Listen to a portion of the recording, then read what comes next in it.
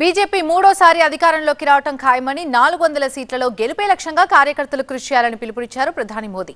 BJP జాతీయ కార్యవర్గ సమావేశంలో పార్టీ కేడర్కి దిశానిర్దేశం చేశారు.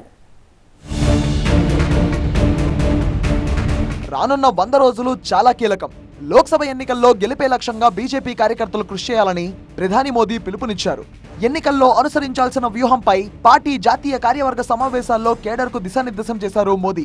ఎన్నికల్లో బీజేపీకి 370 సీట్లు, ఎన్డీఏ కూటమికి 400 సీట్లు ఖాయమన్నారు మోదీ. మూడోసారి బీజేపీ అధికారంలోకి వస్తేనే ప్రజల స్వప్నం సాకారమవుతుందన్నారు ఆయన. भाजपा का कार्यकर्ता साल के हर दिन 2400 घंटे देश की सेवा के लिए कुछ न कुछ करता ही रहता है, लेकिन अब अगले 100 दिन नई ऊर्जा, नया उमंग, नया उत्साह, नया विश्वास, नए जोश के साथ काम करने का है. కాంగ్రెస్ తీరుపై తీవ్ర స్థాయిలో విరుచుకుపడ్డారు మోదీ. కాంగ్రెస్ పార్టీతో దేశానికి ఎంతో నష్టం జరిగిందన్నారు. పాకిస్తాన్ పై సర్జికల్ స్ట్రైక్ ను కాంగ్రెస్ నేతలు నమ్మలేదన్నారు. వైమానిక దళాన్ని బలోపేతం చేసే రాఫెల్ డీల్ పై రాద్ధాంతం చేశారని అన్నారు మోదీ. గడిచిన 10 ఏళ్లలో ఎన్నో విప్లవాత్మక మార్పులు తీసుకొచ్చినట్టు తెలిపారు ఆయన. ప్రపంచంలో 11వ ఆర్థిక శక్తిగా ఉన్న భారత్ ను 5వ స్థానానికి తీసుకొచ్చినట్టు తెలిపారు. दुनिया की हर शक्ति जानती है, आएगा तो साथियों कांग्रेस से देश को बचाना, देश के हर नागरिक को बचाना, हमारे बच्चों का, हमारे युवाओं का भविष्य बचाना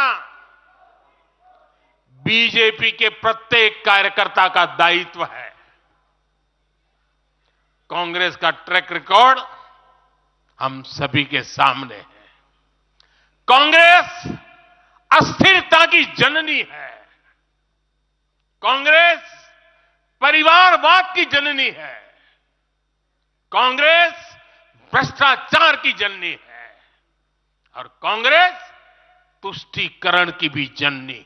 ఆర్టికల్ 370 రద్దు, ట్రిపుల్ తలాక్ ను రద్దు చేసి తమ ప్రభుత్వం చరిత్ర క్రియేట్ చేస్తుందన్నారు. 2047 నాటికి భారత్ అభివృద్ధి చెందిన దేశంగా మారుతుందన్నారు. వికసిత్ భారత్ కోసం దీక్షను చేపట్టినట్టు తెలిపారు ఆయన. మహిళా సాధికారత కోసం అనేక పథకాలు తీసుకొచ్చినట్టు తెలిపారు. ఆదివాసీల సంక్షేమానికి కృషి చేసినట్టు తెలిపారు. సరిహద్దుల్లో ఆఖరి గ్రామాలను దేశం మొదటి గ్రామాలుగా తమ ప్రభుత్వం తీర్చిదిద్దినట్టు మోదీ తెలిపారు. మూడోసారి అధికారంలోకి వచ్చాక మరిన్ని కీలక నిర్ణయాలు తీసుకుంటామన్నారు మోదీ.